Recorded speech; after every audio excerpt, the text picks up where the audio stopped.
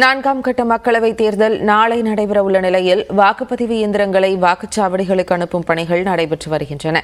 இதுகுறித்த விவரங்களுடன் ஆந்திராவிலிருந்து செய்தியாளர் ரகுவரன் மற்றும் தெலுங்கானாவிலிருந்து செய்தியாளர் சுபாஷ் இணைந்துள்ளனர். ஆந்திர மாநிலத்தில் சட்டப்பேரவைத் தேர்தலும் மக்களவைத் தேர்தலும் ஒருங்கிணைந்து நடைபெறக்கூடிய நிலையில் நாளை வாக்குப்பதிவு நடைபெற இருக்கிறது. இதற்காக வாக்குப்பதிவு இயந்திரங்கள் வாக்குச்சாவடிகளுக்கு அனுப்பப்படுகின்றன. கூடுதல் விவரங்களை விசாகப்பட்டினத்தில் உள்ள செய்தியாளர் ரகுவரனிடம் கேட்கலாம். ரகுவரன், அங்கிருக்கக்கூடிய வாக்குப்பதிவு நாளுக்கான ஏற்பாடுகள் என்ன நடந்து கொண்டிருக்கிறது? விவரங்கள்.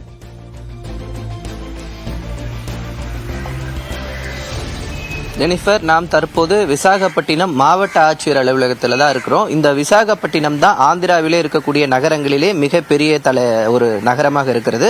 ஆந்திராவினுடைய தலைநகரமாகவும் ஜெகன்மோகன் ரெட்டி இதை தான் முன்னெடுத்திருக்கிறார். ஆனால் இந்த செயல்பாடுகள் எல்லாம் விசாரணையில் இருக்கிறது. இந்த நிலையில பார்த்தீங்கன்னா ஆந்திராவில் மக்களவை தேர்தலும் சட்டப்பேரவை தேர்தலும் ஒருங்கிணைந்து நடைபெறுகிறது. குறிப்பாக பார்த்தீங்கன்னா சட்டப்பேரவைக்கு 175 சட்டப்பேரவைக்கும் 25 மாநிலங்களவைக்கும் தேர்தலானது நடைபெறுகிறது. மொத்தமாக பார்த்தீங்கன்னா 46,369 இந்த வாக்குப்பதிவு மையங்கள் தயார் நிலையில் வைக்கப்பட்டிருக்கின்றன. குறிப்பாக பார்த்தீங்கன்னா இதுல 34,000க்கும் மேற்பட்ட வாக்கு மையங்கள்ல சிசிடிவி கேமராக்கள் பொருத்தப்பட்டு மொத்தமாக 75% வாக்கு மையங்கள் சிசிடிவி மூலமாக கண்காணிக்கப்பட இருக்கிறது. இதுல ஆந்திராவில் மட்டும் பார்த்தீங்கன்னா 12,000க்கும் மேற்பட்ட வாக்குச்சாவடிகள் பதற்றமானவை என்று கண்டறியப்பட்டு அங்க எல்லாமே பாதுகாப்பு பணி போடப்பட்டிருக்கிறது. மொத்தமாக 58,000 போலீசாரும் மற்றும் துணை ராணுவ படையினர் மற்றும் அந்தந்த பகுதியில் இருக்கக்கூடிய காவலர் உதவி பகுதிகளுடன் இணைந்து இந்த 1,00,000க்கும் மேற்பட்ட காவலர்கள் இந்த பணியில ஈடுபடுத்தப்பட இருக்கிறாங்க. குறிப்பா பாத்தீங்கன்னா இன்னைக்கு ஆந்திராவில் சைலண்ட் டே. நேற்று மாலை 6 மணியிலிருந்து நாளை மாலை 6 மணி வரைக்கும் அந்த சீஃப் எலெக்ஷன் கமிஷனர் 144 தடை சட்டத்தை ஆந்திரா முழுவதும் செயல்படுத்தி இருக்கிறாங்க. இதனால ஆந்திரா முழுவதும் எங்கேயும் ஒலிபெருக்கிகள் பயன்படுத்தக்கூடாது என்றும் இந்த சொல்லப்பட்டிருக்கிறது. விவரங்களை வழங்கியதற்கு நன்றி ரகுவரன். சுபாஷிடம் பேசுவோம். இதேபோல தெலுங்கானாவிலும் மக்களவைத் தேர்தலுக்கான வாக்குப்பதிவு இயந்திரங்களை வாக்குச்சாவடிகளுக்கு அனுப்பும் பணி விறுவிறுப்பாக நடைபெற்று வருகிறது. விவரங்களை செய்தியாளர் சுபாஷிடம் கேட்கலாம். சுபாஷ், தெலுங்கானாவில் இப்போது கள சூழல் எப்படி இருக்கிறது?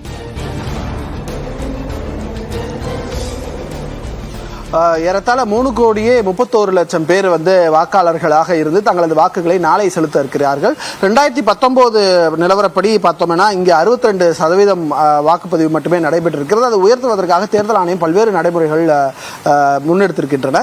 தமிழகம் உட்பட காவல்துறையினர் பாதுகாப்பு பணியில் மிக தீவிரமாக இறங்க இருக்கிறார்கள். ஏன்னா தமிழக காவல்துறையை சேர்ந்த 4 பெட்டாலியன் காவலர்கள் கிட்டத்தட்ட ஒரு 3,500 பேர்லேருந்து 4,000 பேர் வந்திருக்கிறதாக தகவல் இருக்கிறது. ஒட்டுமொத்தமாக 90,000க்கும் மேற்பட்ட காவலர்கள் இந்த பாதுகாப்பு பணியில நாளை தெலுங்கானாவில் நடைபெறக்கூடிய 17 சட்டமன்ற தொகுதிகளில் இருக்கக்கூடிய 35,356 வாக்கு பதிவு செய்யக்கூடிய மையங்களில் பாதுகாப்பு பணியில ஈடுபட போறாங்க. ஒட்டுமொத்தமாக இந்த ஃப்ரீ அண்ட் ஃபேர் எலெக்ஷனா நடத்த வேண்டும் என்பதற்காக தேவையில்லாமல் ஆட்கள் ஒன்று கூடுவது தவிர்க்க வேண்டும் என்று தேர்தல் ஆணையம் அறிவித்திருக்கிறது.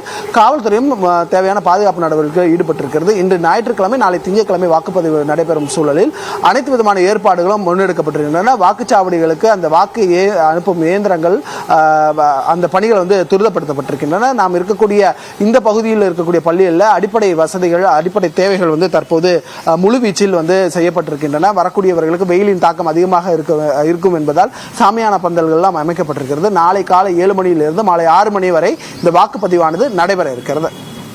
களத்திலிருந்து நேரடியாக பல விவரங்களை வழங்கியிருக்கிறீர்கள் சுபாஷ் மற்றும் ரகுவரன், இருவருக்கும் நன்றி.